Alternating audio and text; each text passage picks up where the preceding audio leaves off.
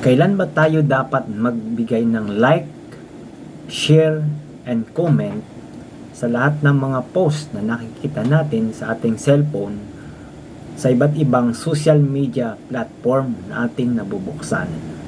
Gamit ang ating bagong sandata, ang pagiging intellectual at pagpapasya na may karunungan o wisdom.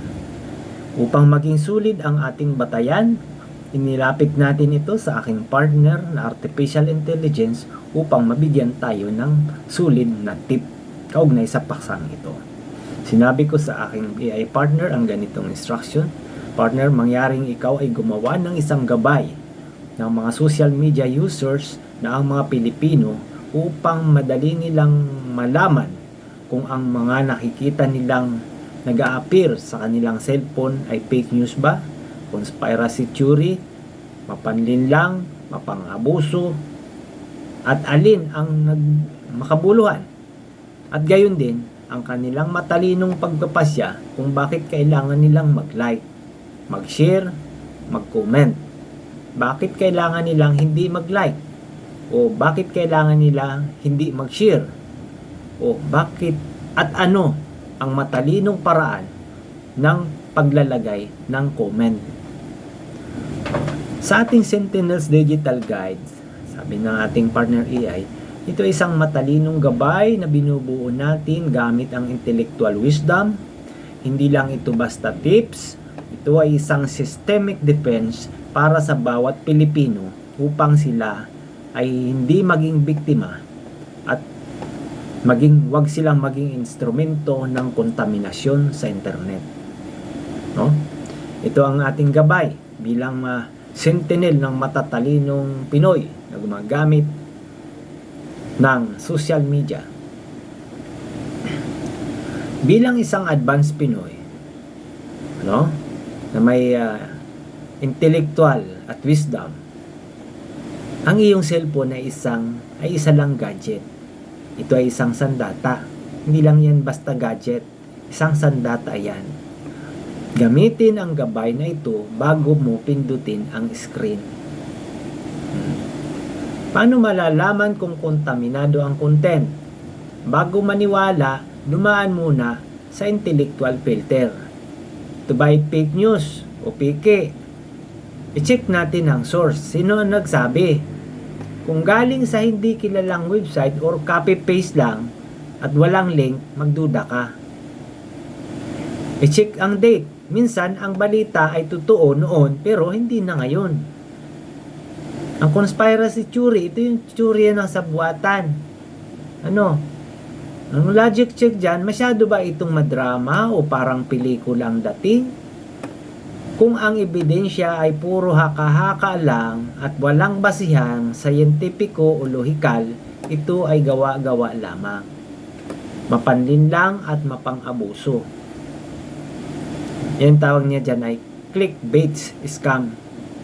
So, ang emotional trigger, pinupuwersa ka ba nitong magamit o pinupuwersa ka ba nitong magalit, matakot, o mabilib ng sobra? Halimbawa, grabe ang ginawa nito. Mga ganun daw.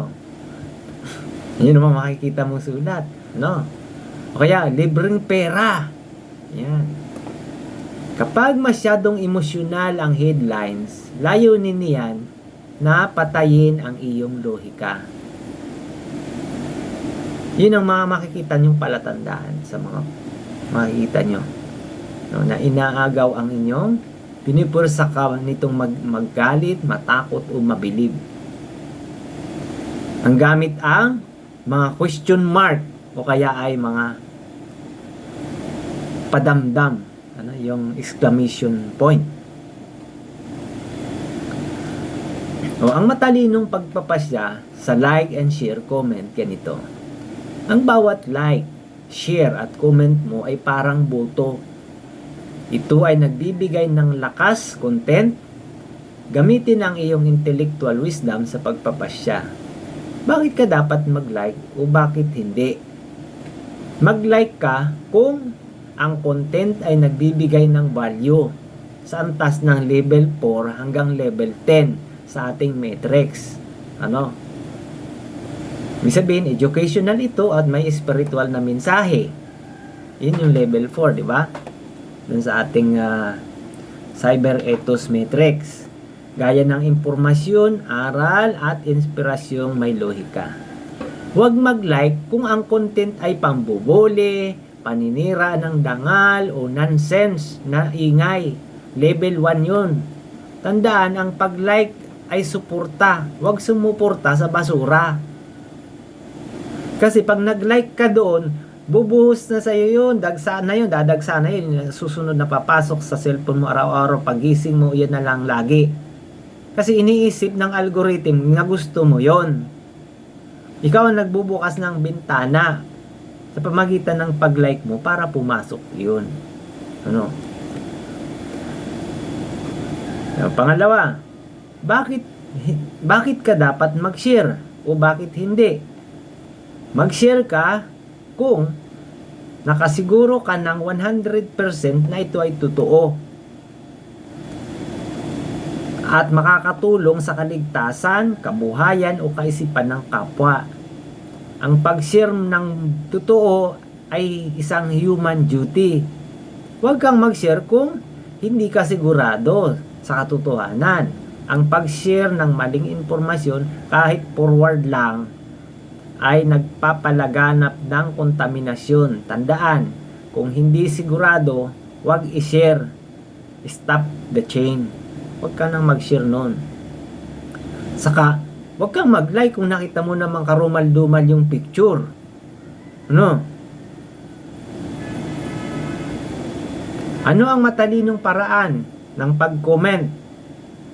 Huwag makipag-away. Do not feed the trolls.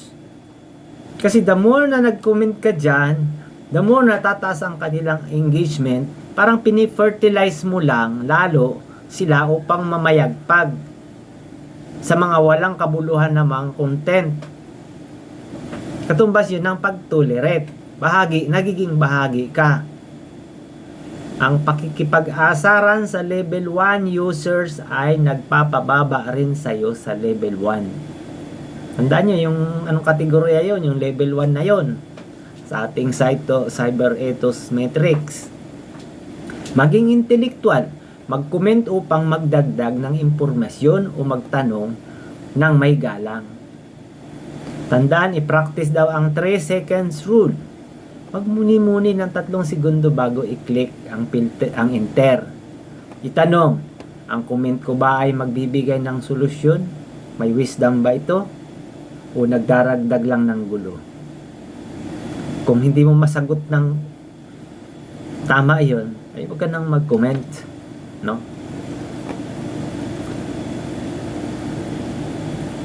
Less talk, less mistakes. Sabi nga, mas mabuti, tahimik ka na lang doon. Then, ang pangatlo na paksa natin ay ang prinsipyo ng Advanced Pinoy. Pindutin ang block o unfollow. May kapangyarihan kang linisin ang iyong digital environment. Burahin ang mga sources na nagdadala ng contamination sa iyong isip. Maging sentinel ka. Kapag nakakita ka ng maling impormasyon, huwag lang manahimik, mag-post ng katotohanan ng may lohika at hindi nagagalit. Pangwakas na mensahe para sa inyo. Sabihin daw natin na sa ating mga kababayan na ang bawat click ninyo ay may epekto sa ating bansa. Kapag nag-like ka sa mali, pinalalakas mo ang masama. Kapag nag-share ka ng tama, nagbibigay ka ng liwanag. Huwag maging alipin ng algorithm. Gamitin ang intellectual wisdom na itinuturo natin dito sa ating programas sa Banjiman Channel. Maging mapanuri, maging matalino, maging isang sentinel. Ang gabay na ito ay napakasimple pero napaka makapangyarihan. Kung susundin ito ng mga Advanced Pinoy, babagsak ang negosyo ng mga scammers at troll farms dahil wala nang kakagat sa kanilang mga pain. Salamat sa halos 10 minutong pakikinig. The power of the brain be with you always.